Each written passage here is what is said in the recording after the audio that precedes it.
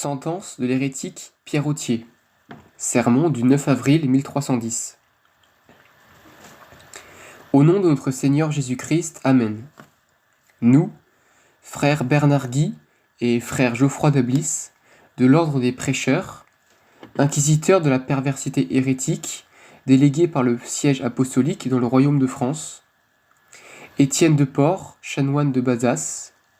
official de Gaudiès, et Arnaud de Villars, vicaire délégué dans la cité et le diocèse de Toulouse par le révérend Père en Christ, le Seigneur Gaillard, évêque de Toulouse, par la grâce de Dieu, vu qu'on constate très clairement et régulièrement, tant par un très grand nombre de témoignages sous serment reçus au cours de l'enquête, que de ta confession, ou plutôt de ta profession, aussi scélérate que sacrilège que toi, Pierrotier, jadis notaire et habitant d'Ax en Sabartès, au diocèse de Pamiers, tu as été arrêté et appréhendé dans le diocèse de Toulouse, où tu as commis de très nombreux délits en matière d'hérésie au cours de ces dernières années, en hérétiquant plusieurs personnes décédées, en pervertissant plusieurs autres d'entre elles, en les entraînant de force à tes erreurs, et en détériorant la foi catholique par tes faux préceptes. Que toi, dis-je, Pierrotier, tu as, comme hérétique convaincu, observé et suivi depuis de nombreuses années déjà, et maintenant, tu observes et déclares observer le mode de vie, les principes, le rite et la foi, sans doute la plus perfide de ces hommes qui se disent aussi bons chrétiens, que la très sainte Église romaine persécute et condamne, qu'elle nomme hérétique parfait ou consolé,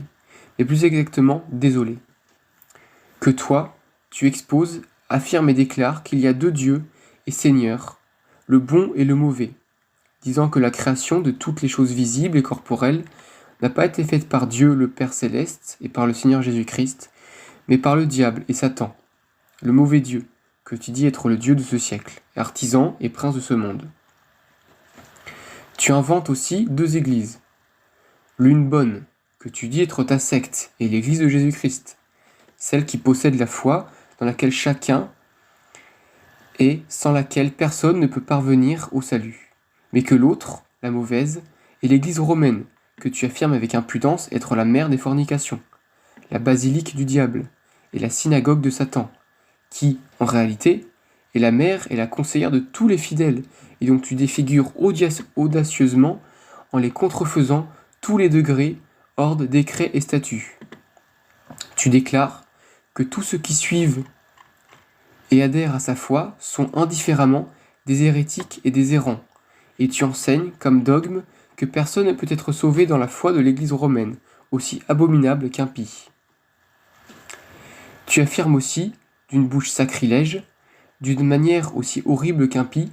que tous les sacrements de l'Église romaine du Seigneur Jésus-Christ, et chacun d'eux, sont vains et inutiles, à savoir l'Eucharistie, où se trouve le vrai et vivifiant corps du Christ, le baptême fait dans l'eau matérielle, la confirmation, l'ordre et l'extrême-onction. Tu condamnes aussi le sacrement du mariage charnel, et tu dis qu'il est toujours contracté dans le péché, et ne peut jamais être accompli sans péché. Et tu nies tout à fait qu'il ait été institué par le Dieu bon.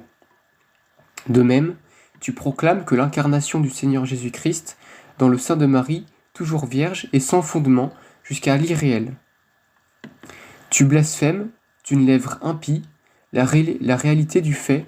puisque tu nies qu'il ait pris un véritable corps humain et une véritable chair humaine, conformément à notre nature,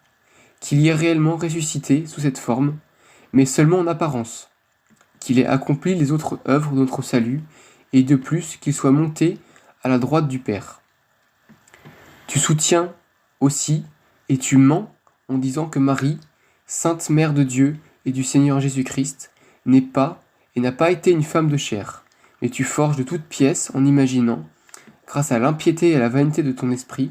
que ton Église et celle des tiens est la vraie pénitence.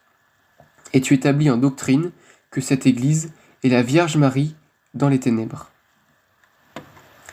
Tu affirmes aussi, avec impudence, que la confession des péchés, faite aux prêtres de l'Église romaine, est sans valeur, que ni le pape, ni aucun membre de l'Église romaine ne peut absoudre quelqu'un de ses péchés. Toi seul et tes semblables, dites et affirmez avoir le pouvoir d'absoudre de tous leurs péchés, ceux qui, par l'imposition des mains, veulent soutenir et suivre ta secte et celle des tiens. Tu nies aussi totalement la résurrection des corps humains, imaginant certains corps spirituels et certains hommes intérieurs, corps dans lesquels toi et tes semblables devriez ressusciter, quand tu affirmes que tu ne ressusciteras et ne prendras aucune part à la résurrection des saints et des justes,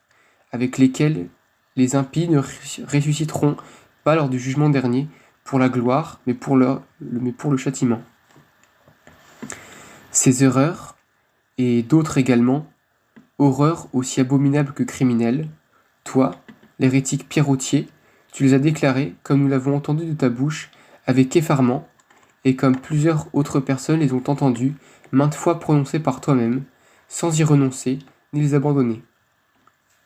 Tu n'as pas voulu croire de cœur dans la foi de l'Église romaine, ni la confesser de bouche, mais tu la renies plutôt, et de la manière la plus honteuse, bien que tu aies été sollicité plus souvent et requis par nous, et par de nombreux autres sages, religieux et séculiers, d'abandonner tes erreurs, de reconnaître et de suivre la vraie foi de l'Église romaine et d'y adhérer. En conséquence, toi, Pierrotier, puisque tu ne veux pas te détourner des erreurs de l'hérésie et te rendre à la vraie foi catholique de la très sainte Église romaine du Seigneur Jésus-Christ, ayant été plus souvent requis et sollicité et plus longtemps pressenti, mais, puisque tu persévères dans ta perfidie et ton erreur, d'une âme endurcie, nous, inquisiteurs et vicaires susnommés, après une délibération diligente de plusieurs sages, pour que, telle la brebis malade, tu n'empoisonnes pas plus longtemps les brebis saines du troupeau du Seigneur, toi, Pierrotier, refusant de te convertir à la foi, tu es assigné en personne, en ce jour et en ce lieu, impérativement, à entendre la sentence définitive. Ayant Dieu et la pureté de la foi orthodoxe devant nos yeux, les très saints évangiles placés devant nous, pour que notre jugement s'élève à la face de Dieu et que nos yeux perçoivent l'équité, siégeant devant le tribunal, nous déclarons et annonçons par sentence définitive,